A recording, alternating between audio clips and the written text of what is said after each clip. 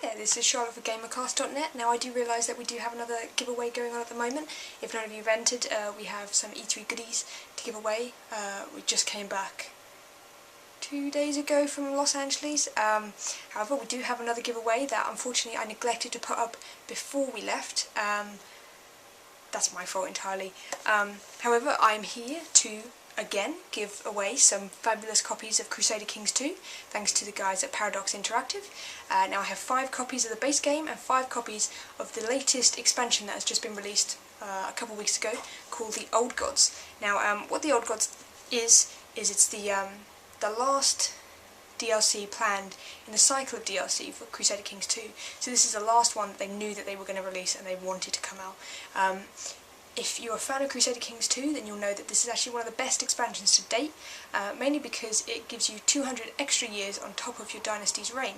Now this means that you can start like living from 867 to 1060 instead of 1066, which is great. And not only that, but it opens up a brand new religion, pagans.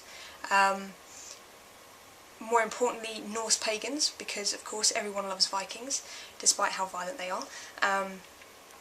Though of course Norse aren't the only pagans that are available to you. You've also got the Slavic pagans, who are of course defensive, the Finnish pagans, pagans that lived in Africa. So there's just a lot more basically to experience. Now of course there's still Christianity and the Muslims as well. So Christians and Muslims, you can still play as those, and the ones that were around at the time of around 867. However, of course, why would you do that when you could do that already? Because it's far more interesting to try out the new religious rulers. What makes this expansion so unique is that pagans are quite different in fairness to Christians and Muslims. For instance, a pagan ruler can have up to 3 concubines at once. And now what makes this very strange is that the concubines, any children that you have from them, will count as your heirs, which means that you now have opened up like vast quantities of children that you could have as suitable heirs to your dynasty, which means that when you do die, well, when your first ruler dies, you've more of a chance of being able to keep your dynasty going. It also, of course, brings out new ways to play. For instance, Norse pagans, the Vikings, they were pretty violent, as I said before. Now, when you raise your levies and take your military out, you can set any unit that you like as a looter.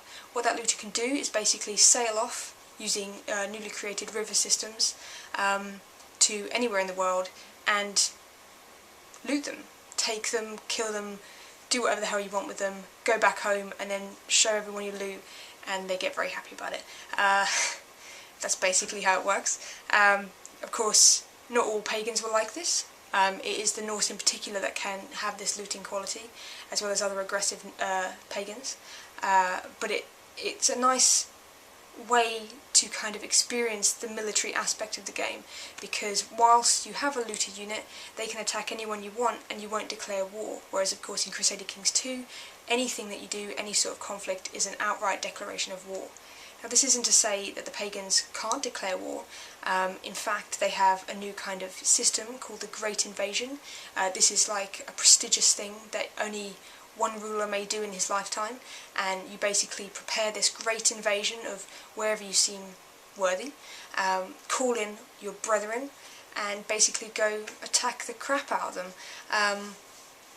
Of course, you have to plan it well. It works similar to a plot in Crusader Kings II. You just have to bring in as much power as possible to try and make it the best invasion you can.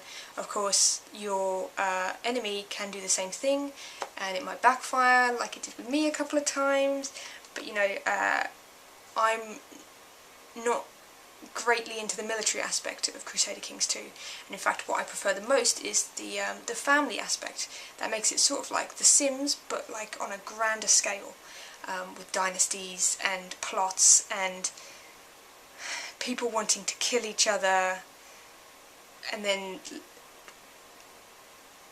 mentally unstable heirs that decide that, you know, and then sending your brother out to war because he's got a claim to your throne, and it's a great game, and to be fair, I talk a bit too much about it sometimes, I think. But once you've invested the time in it, then it's this great expansive universe where you can just do whatever the hell you want and see what happens, to be fair. That's the thing that I think I always have to, when I recommend Crusader Kings to someone, like, don't be worried on how you have to play, just do what you feel like, mess around with some of the options, change your council, you know, and just experiment, and that works the best if you ask me. Something that I don't really touch too often in Crusader Kings II is the technology tree.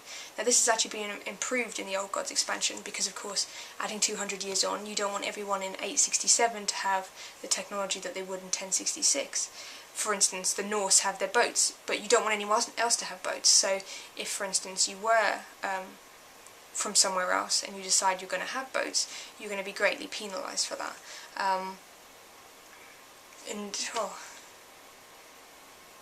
The Old Gods is a fantastic expansion. If you have Crusader Kings II already, by all means enter the competition. We'll give you the copy of Old Gods. You could give the copy of Crusader Kings to a friend to get them to play as well. All you've got to do, leave a comment below. I'll close the giveaway the same day as the E3 giveaway, so that's July 5th, so you've got until July 5th to enter. Like I said, if you do have a copy already, just say we could give the copy to someone else and just give you Old Gods, whichever way works best, to be fair. And yeah, I think that you'll enjoy it. And I do invite anyone that we've given copies of Crusader Kings in the past to tell me stories. Hopefully you've played it and enjoyed it. I know that I've put a ridiculous amount of hours into the game, and it doesn't take much to do that, to be fair. So I wish you all the best of luck, and good looting.